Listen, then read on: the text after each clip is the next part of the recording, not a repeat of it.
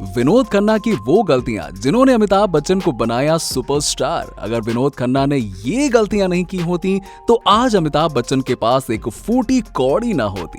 60 के दशक के अंतिम दिनों में मुंबई सेंट्रल के रेलवे स्टेशन पर दो युवा एक जैसी कदकाठी और एक जैसे सपने लिए आए थे, एक पंजाब का और दूसरा इलाहाबाद का।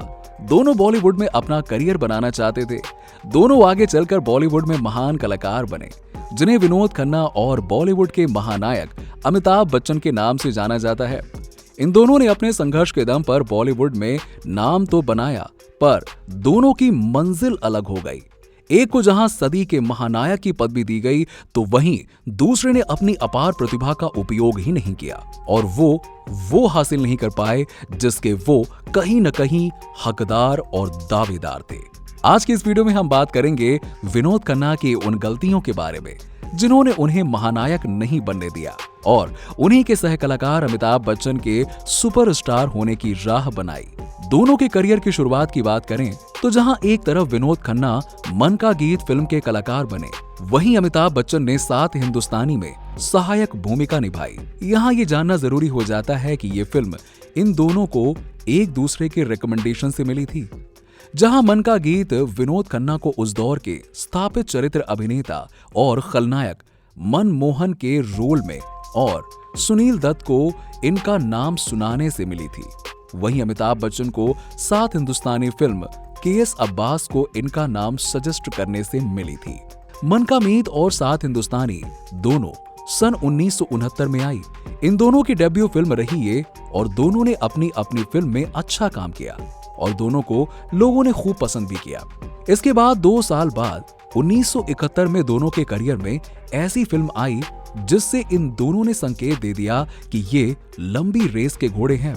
ये फिल्म थी मेरा गांव मेरा देश और आनंद।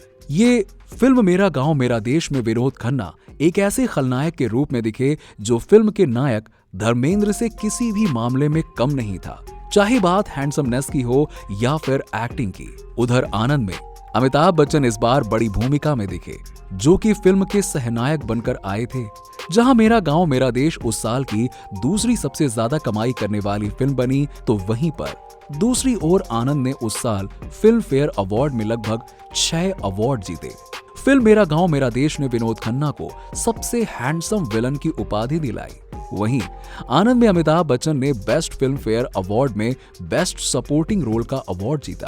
जहां ये कहना गलत नहीं होगा कि अगर उस साल बेस्ट फिल्म फेयर अवार्ड में बेस्ट विलन के किरदार के लिए कोई अवार्ड होता तो डेफिनेटली विनोद खन्ना उसके असली हकदार होते। खैर, उसके बाद दोनों अपनी अपनी बुद्धिमत्ता के अनुसार फिल्में चुनने लगे।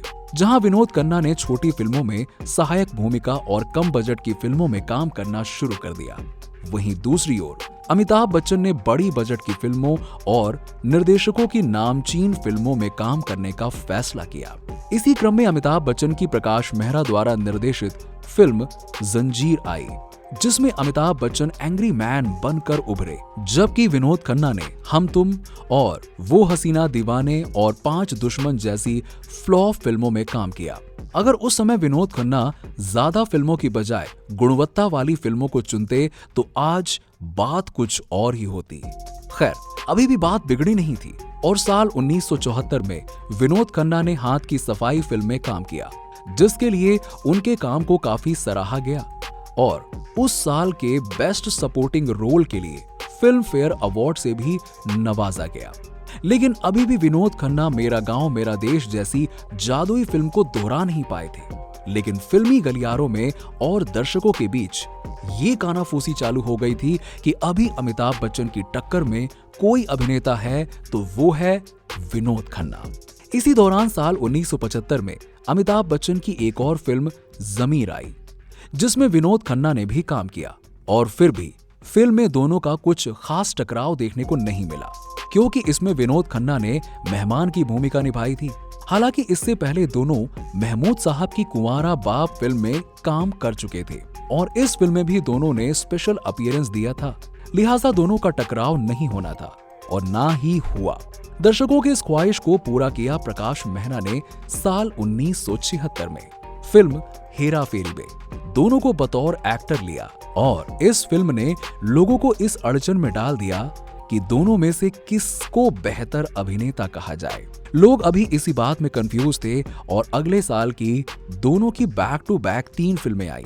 ये फिल्में थीं खून पसीना, अमर अकबर एंथनी और परवरिश। इसमें से विनोद खन्ना ने अमर अकबर एंथनी और परवरिश तो अच्छी चुनी, लेकिन खून पसीना को चुनकर गलती कर दी।